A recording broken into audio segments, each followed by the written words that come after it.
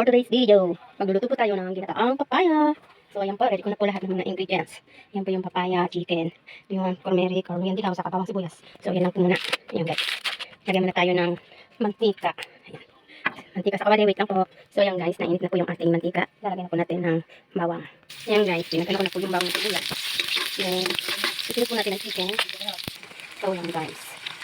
Ayan natin ako ng bahagya. Yung aking pong gamit na service spoon ay delikado siya sa kawali kasi dapat plastic yung panghalo. Kaya slowly lang tayo dyan. Maganda po lutuan itong kawali kasi hindi nagdidikit yung mga niluluto mo dyan. Ayan guys.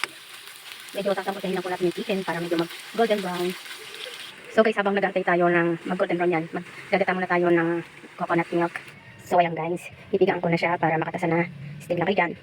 So ayan guys, medyo pangkapitin natin yung tubig kasi nagtubig po siya. Hindi, sama ko na rin po yung luyan dilaw. Yung sili niya. Para magkulay na sila. At tumatas na yung hanghang ng sili. Ayan guys, medyo lulutuin pa natin yung manok. Pag medyo kasi na kasi mamaya magtutubig pa rin yung papaya. So ayan, konting tiga lang natin. Then, so guys, ayan. Medyo matagal pa rin siguro siya kung hindi kaya. Lagyan na natin itong papaya. Ayan guys, sinagay ko na rin po yung papaya. Lutuin na po natin yung gata. Ayan, medyo palamutin na natin ng kaunti. Then guys, sama na po natin yung mga seasoning niya. So ayan guys, nilagay ko na nga pala yung gata ng siya ay maiga na. Then nalagyan ko na lang po sa las ng asin.